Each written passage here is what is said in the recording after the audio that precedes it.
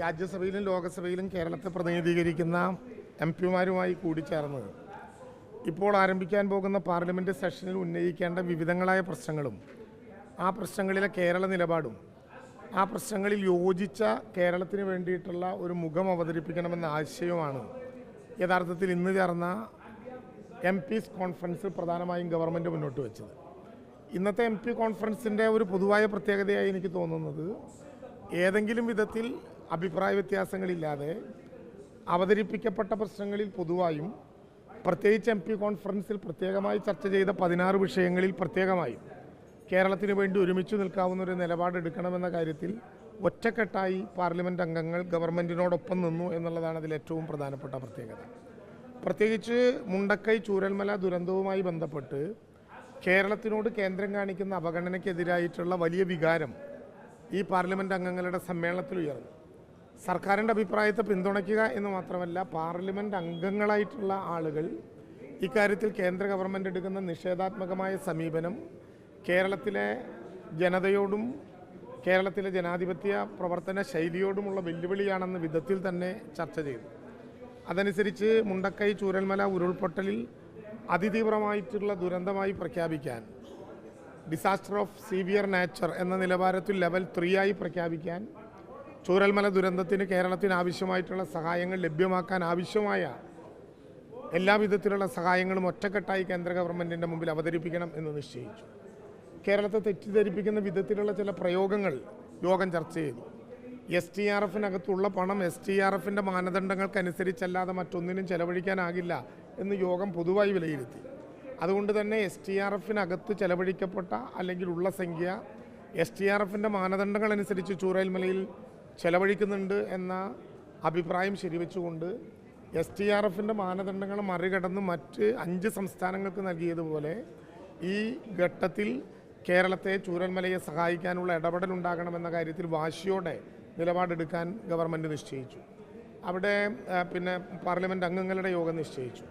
ചൂരൽമലയിൽ നടക്കുന്ന പുനരധിവാസ പ്രവർത്തനങ്ങളെക്കുറിച്ച് എംപിമാർ ആരാഞ്ഞു. അക്കാര്യത്തെക്കുറിച്ചിട്ടുള്ള ഡീറ്റെയിൽ ആയിട്ടുള്ള നടപടിക്രമങ്ങൾ അവിടെ വിശദീകരിച്ചു. 2 എസ്റ്റേറ്റുകൾ കണ്ടെത്തിയത്, തത്വത്തിൽ അംഗീകരിച്ചത്, വീടിൻ്റെ വിസ്തീർണം തീരുമാനിച്ചത്, സർവകക്ഷിയുമായി സംസാരിച്ചതെല്ലാം അവിടെ വിശദീകരിച്ചു. തുടർന്ന് ഭൂമി ഏറ്റെടുത്ത് കഴിഞ്ഞാൽ അടിയന്തരമായി കേരളത്തിൽ ഈ ഘട്ടത്തിൽ സഹായിക്കാം, വീട് വെച്ച് നൽകാം എന്ന് പ്രഖ്യാപിച്ച് എല്ലാവരുമായി കൂടിയാലോചന നടത്തും എന്ന കാര്യം മുഖ്യമന്ത്രി തന്നെ ആവർത്തിച്ചറിയിച്ചു. ആ പൊതുവായിട്ടുള്ള ഒരുക്കങ്ങളിൽ പൊതുവെ സംതൃപ്തി രേഖപ്പെടുത്തുന്ന അനുഭവമാണ് അവിടെ ഉണ്ടായത്. അടിസ്ഥാന സൗകര്യ വികസന പദ്ധതികൾ, പ്രത്യേകിച്ച് സോഡ് 2 ഗ്ലോബൽ സിറ്റി, ഇക്കാര്യത്തിനെക്കുറിച്ചുള്ള ചർച്ചയുണ്ടായി. സംസ്ഥാനത്തിൻ്റെ മൂലധന നിക്ഷേപത്തിന് കേന്ദ്രത്തിൻ്റെ പ്രത്യേക സഹായ പദ്ധതി ഉണ്ടാകണം എന്നാവശ്യപ്പെട്ടു.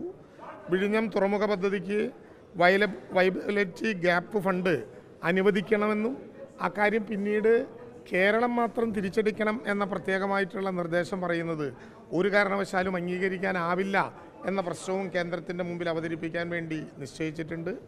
ആരോഗ്യമേഖലയിൽ എയിംസ് വേണം എന്ന ആവശ്യം കൂടുതൽ ശക്തിയായി കോഴിക്കോട് സ്ഥലം ഏറ്റെടുത്ത് ഉൾപ്പെടെയുള്ള കാര്യങ്ങൾ ചൂണ്ടിക്കാണിച്ചു. കേരളത്തിന് എയിംസ് ലഭ്യമാകണമെന്ന ആവശ്യം വളരെ ഗൗരവത്തോടെ ഉന്നയിക്കാൻ വേണ്ടി തീരുമാനിച്ചു. കണ്ണൂരിലെ വിദേശ വിമാന കമ്പനികൾക്ക് എയർപോർട്ടിൽ സർവീസ് നടത്താനുള്ള പോയിൻ്റ് ഓഫ് കോൾ കേരളത്തിൻ്റെ ആവശ്യമനുസരിച്ച് നടപ്പിലാക്കണമെന്ന പ്രശ്നം വന്നു.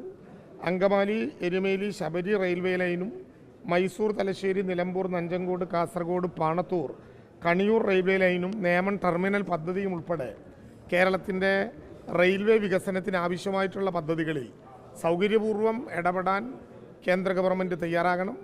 ധനകാര്യ മേഖലയ്ക്ക് കേന്ദ്രവിഹിതവും ഗ്യാൻറ്റും കുറഞ്ഞ സാഹചര്യത്തിൽ സ്പെഷ്യൽ പാക്കേജ് വേണം. കേരളത്തിൻ്റെ റേഷൻ വിഹിതം വെട്ടിക്കുറച്ച നടപടി മാറ്റി കേരളത്തിന് ആവശ്യമായ റേഷൻ വിഹിതം നൽകണം. വന്യമൃഗ മനുഷ്യ സംഘർഷം ലഘൂകരിക്കുന്നതിന് കേരളത്തിന് പ്രത്യേക പാക്കേജ് വേണം എന്ന ആവശ്യം അംഗീകരിക്കണം. മുല്ലപ്പെരിയാർ ഡാമുമായി ബന്ധപ്പെട്ട് പ്രത്യേകമായിട്ടുള്ള എൻവയൺമെൻ്റൽ അസസ്മെൻറ്റ് നടത്താനും അതിനെ തുടർന്നുള്ള നടപടികൾക്കും വേണ്ടി ടേംസ് ഓഫ് റെഫറൻസ് പ്രഖ്യാപിക്കണം. പരിസ്ഥിതി ലോല മേഖലകളുടെ പ്രഖ്യാപനത്തിൽ കേരളം ഉന്നയിച്ച ആവശ്യങ്ങൾ നടപ്പിലാക്കണം. കെഫോണിൻ്റെ സാമ്പത്തിക സഹായം നൽകണം. ഇക്കാര്യങ്ങളെല്ലാം വളരെ ഗൗരവത്തോടെ കേന്ദ്ര ഗവൺമെൻറ്റിൻ്റെ മുമ്പിൽ അവതരിപ്പിച്ചു.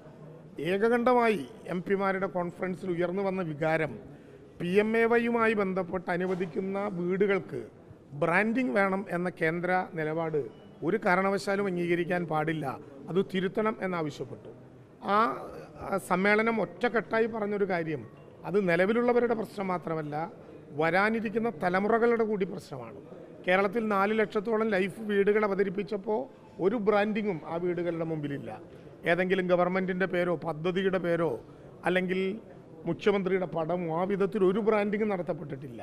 ഇപ്പോൾ അങ്ങനെ അനുവദിക്കുന്ന വീടുകൾക്ക് കേന്ദ്രം ബ്രാൻഡിങ് നടത്തണം എന്ന് പറയുന്നത് ആ വീടുകളിൽ താമസിക്കുന്ന ആളുകളോടുള്ള ഏറ്റവും നിഷേധാത്മകമായ സമീപനം കൂടിയാകും എന്നുള്ളത് കൊണ്ട് ഒറ്റക്കെട്ടായി പാർലമെൻറ്റ് അംഗങ്ങൾ ബ്രാൻഡിങ് നടത്തണമെന്ന കേന്ദ്ര ഗവൺമെൻറ്റിൻ്റെ തീരുമാനം പിൻവലിക്കണം.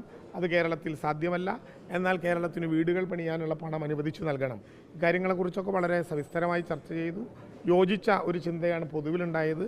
കേരളത്തിന് വേണ്ടിയിട്ടുള്ള പ്രശ്നങ്ങളിൽ കൂട്ടായി നിൽക്കണം എന്ന മുഖ്യമന്ത്രിയുടെ മുണ്ടക്കൈ ചൂരൽമല ഉൾപ്പെടെയുള്ള പ്രശ്നങ്ങളിലെ നിലപാടിനെ ഏകകണ്ഠമായി പിന്തുണയ്ക്കാൻ പാർലമെൻറ്റ് അംഗങ്ങളുടെ യോഗം നിശ്ചയിച്ചു. അതനുസരിച്ച് രാജ്യസഭയിലും ലോകസഭയിലും കേരളത്തിൻ്റെ ശക്തമായിട്ടുള്ള പ്രതികരണം ഒറ്റക്കെട്ടായി ഉണ്ടാകും എന്നാണ് ഗവൺമെൻറ് പ്രതീക്ഷിക്കുന്നത്.